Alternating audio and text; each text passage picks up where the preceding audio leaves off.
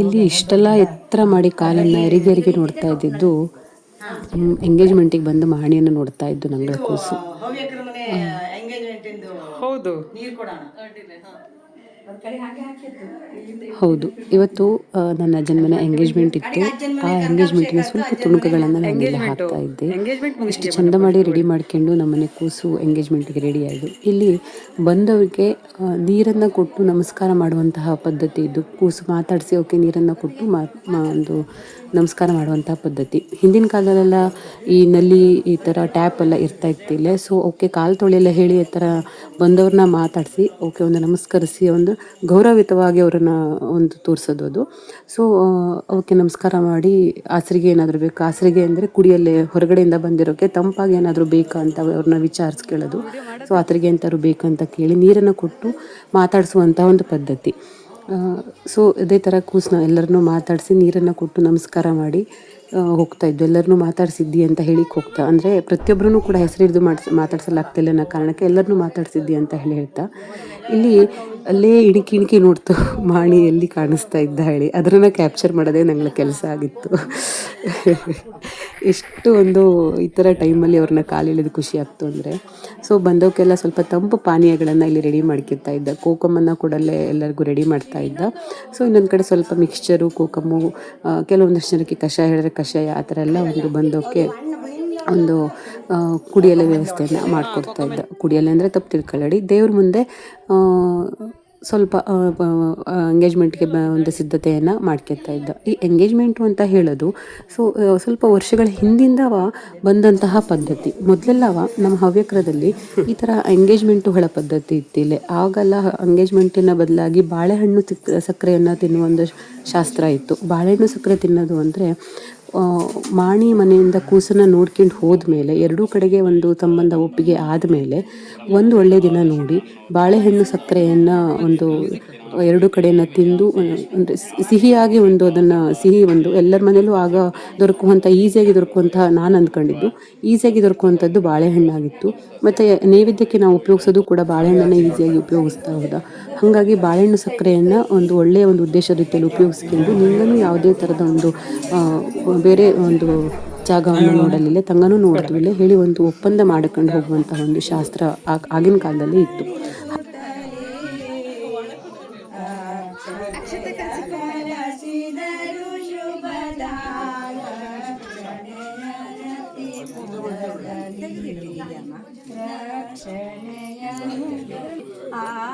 ಇಲ್ಲಿ ಅಕ್ಷತ ಕಲಸ ಹಾಡನ್ನು ಹಾಡ್ತಾ ಇದ್ದ. ನನ್ನ ಅಜ್ಜಿ, ನನ್ನ ಚಿಕ್ಕಮ್ಮ, ಅಮ್ಮಂದಿಗೆಲ್ಲ ಹಾಡು ಹೇಳೋದು ಅಂದರೆ ಅಷ್ಟು ಖುಷಿ. ಅಕ್ಷತ ಕಲಸ ಶಾಸ್ತ್ರ ಅಂದರೆ ಅಕ್ಕಿಗೆ ಸ್ವಲ್ಪ ಎಣ್ಣೆ, ಸ್ವಲ್ಪ ಅರಿಶಿನ, ಸ್ವಲ್ಪ ಕುಂಕುಮವನ್ನು ಹಾಕಿ 2 ಜನ ಹೋಗಿ ಹೆಂಗಸರು ಮುತ್ತೈದಕ್ಕೆ ಹೋಗಿ ಅಥವಾ ಒಂದು ಕೂಸ್ಕಾಗಿ ಹೋಗಿ ಒಳ್ಳೆ ಥರದಲ್ಲಿ ಅಕ್ಷತವನ್ನು ಕಲಿಸುವಂತಹ ಪದ್ಧತಿ ಇದು. ಇದೇ ಅಕ್ಷತವನ್ನು ನಾಳೆ ಮದುವೆ ಕಾರ್ಯಕ್ರಮಕ್ಕೆ ಒಂದು ಇನ್ವಿಟೇಷನ್ ಕಾರ್ಡ್ ಕೊಡೋಕ್ಕಾದರೆ, ಮಂಗಳಪತ್ರವನ್ನು ಒಂದು ಹಂಚಕ್ಕಾದರೆ ಇದೇ ಅಕ್ಷತೆಯನ್ನು ಉಪಯೋಗಿಸ್ತಾ ಮೊದಲಿಗೆ ಒಂದು ಪುರೋಹಿತರಿಗೆ ಒಂದು ಕೊಟ್ಟು ನಮಸ್ಕರಿಸಿ ಕರೆದು ಆಮೇಲೆ ಪ್ರತಿಯೊಬ್ಬರೂ ಕೂಡ ಇದೇ ಅಕ್ಷತೆಯನ್ನು ಮಂಗಳ ಪತ್ರಿಕೆ ಜೊತೆಗೆ ಕೊಡುವಂತಹ ಪದ್ಧತಿಯನ್ನು ಇದ್ದು, ಈ ಅಕ್ಷತ ಕಲಸಕ್ಕಿಂತ ಮೊದಲು ಕೂಸಿನ ತಂದೆ ತಾಯಿ ಅದು ದೇವರಿಗೆ ಅಕ್ಷತೆಯನ್ನು ಹಾಕಿ ಒಂದು ಕಾಯನ್ನು ಇಟ್ಟು ಯಾವುದೇ ಥರ ವಿಘ್ನಗಳು ಬರದೆ ಮಂಗಳ ಕಾರ್ಯಗಳು ಸುಸೂತ್ರವಾಗಿ ಆಗಲಿ ಅಂತ ದೇವರಲ್ಲಿ ವಿನಂತಿ ಬೇಡ್ಕೊತ, ಅದಾದಮೇಲೆ ಒಬ್ಬರಾದ್ಮೇಲೆ ಒಬ್ಬರು ಈ ಥರ ಎರಡೆರಡೇ ಜನ ಹೆಂಗಸರು ಬಂದು ಅಕ್ಷತವನ್ನು ಕಲಿಸ್ಕೊತಾ ಹೋಗ್ತಾರೆ. ಇದು ತುಂಬ ಒಂದು ಚಂದದ ಪದ್ಧತಿ ಅಂತಲೇ ಹೇಳಬೇಕು. ಈ ಥರ ಒಂದು ಪದ್ಧತಿ ಎಲ್ಲ ತುಂಬ ಮನಸ್ಸಿಗೆ ಖುಷಿಯನ್ನು ಕೊಡ್ತು.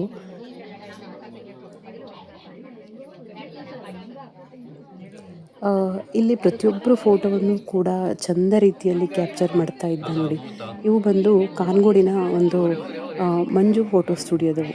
ತುಂಬ ಅಂದರೆ ಕಾನ್ಗೋಡ್ ಫೋಟೋ ಸ್ಟುಡಿಯೋ ಅಂತಲೂ ಹೇಳ್ತಾ, ಮಂಜು ಫೋಟೋ ಸ್ಟುಡಿಯೋ ಅಂತಲೂ ಹೇಳ್ತಾ, ತುಂಬ ಅಂದರೆ ತುಂಬ ನ್ಯಾಚುರಲ್ ಆಗಿ ಪ್ರತಿಯೊಂದು ಫೋಟೋಗಳನ್ನು ಕೂಡ ತುಂಬ ಚಂದ ರೀತಿಯಲ್ಲಿ ಕ್ಯಾಪ್ಚರ್ ಮಾಡಿದ್ದ.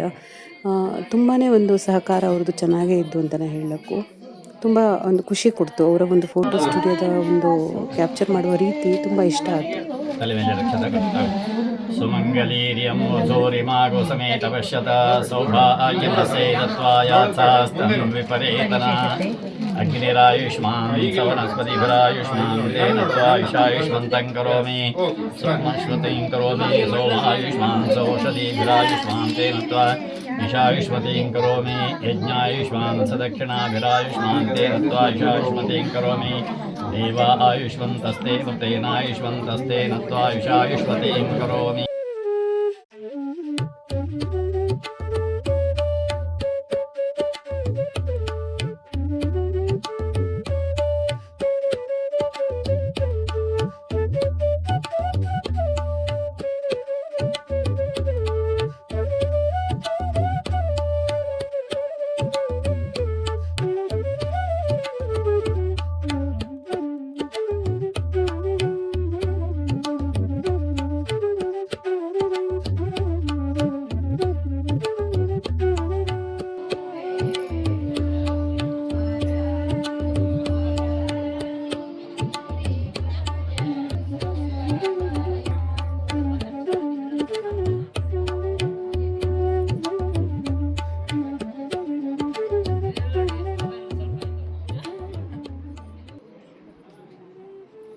ಹೃದಯದಲ್ಲಿ ವಿಧ ವಿಧದ ಬಯಕೆ, ನೂತನ ಆಸೆಗಳು ಮನಕ್ಕೆ, ಅವುಗಳ ಆದಿ ಅಂತ್ಯವೆಲ್ಲವೂ ನನ್ನಕ್ಕೆ.